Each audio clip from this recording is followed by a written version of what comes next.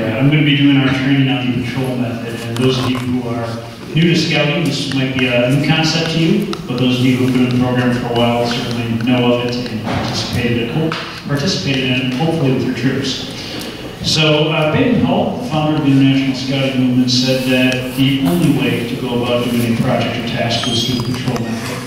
For those of you who are new to the program, the patrol method consists of dividing camp staff or trooper unit into patrols, which function together. They are headed by a patrol leader and an assistant patrol leader. Typically, they range in size from about 6 to 8 scouts or scouters. Ours will be similar to that in terms of 8 to 9 members. All of you here will be assigned to a patrol.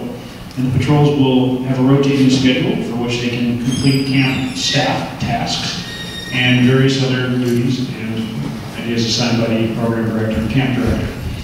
So to begin with, the patrol system in general has quite a few number of goals. I won't go through those right now, but the biggest is it promotes responsibility. Since you're part of a team, part of a patrol, you are held accountable for your actions, and your patrol is also held accountable as a whole. So the strength of the patrol finds itself within its members and how well they can work together, which is why one of the reasons when I was going through this process of establishing patrols, I wanted to make sure that all of you were in patrols, and we had veteran members of camp in there and new members as well too, so that one patrol doesn't entirely consist of all young members or new members of staff, and one consists of all the veteran members. So hopefully there's a nice mix of all of you in here.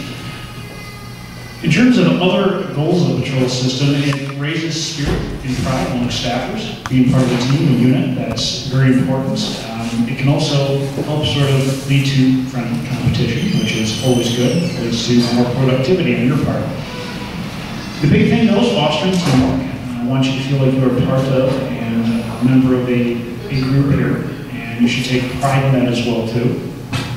And finally, I'd like to talk about the fact that it reduces discipline issues. If you're taking pride in terms of what you're doing and who you're with, and you're relying on one another and counting on one another, you're going to hold each other to a certain standard, and you're going to live by those standards, hopefully within the tasks assigned to you and your duties here at camp.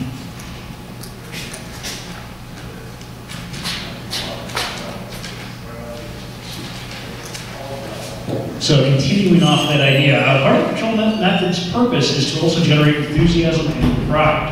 And that goes a long ways, especially what Brad was talking about as we get to weeks 5 and 6 and we get a little worn out and we're taking care of ourselves. This can help pull you through that. You have this group behind you that's there to support you. You know that the tasks and duties you're assigned are not just your responsibility. So you do have that comfort net, if you will. It helps promote being on time, because you're part of that group, you're expected to be there, your overall enthusiasm as I've talked about, and any sort of discipline issues, tardiness, those types of things. I think it also helps participation quite a bit. If you feel part of it and tied to a certain group, it's going to help you stay on task and focus with that as well too. As I mentioned, competition, obviously friendly competition, but that competition and that pressure to do the best and be the best you can be really helps your group and your unit excel to the standards and the expectations we have laid down for you as well. In terms of, what else do I want to cover here? In terms of the patrol method itself, if it's not functioning properly, camp's not going to run smoothly.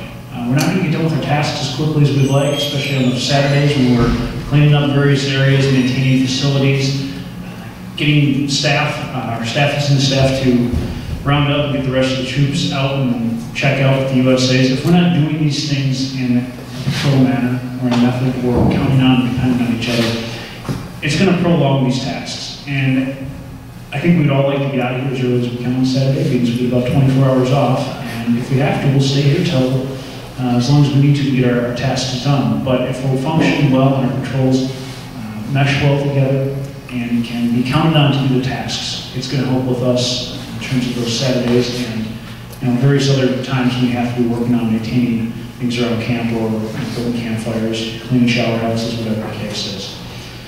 If our patrols aren't functioning well, we're going to see things like tardiness, we're going to see a lack of enthusiasm. It's going to be poor training and the inability to act when necessary. I think also if we have solid patrols, it'll lead to stronger morale amongst those of us who are in them, which is going to be all of you.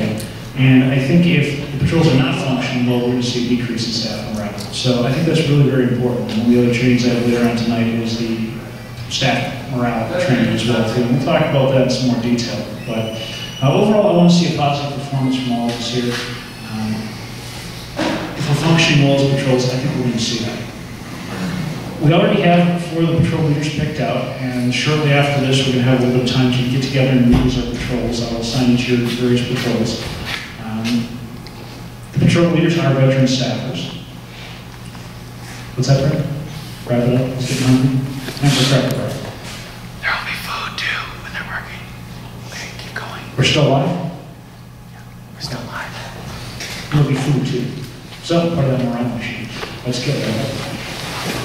All right, that being said, I will meet occasionally with the patrol leaders to take care of anything we need to take care of, assigning tasks and duties.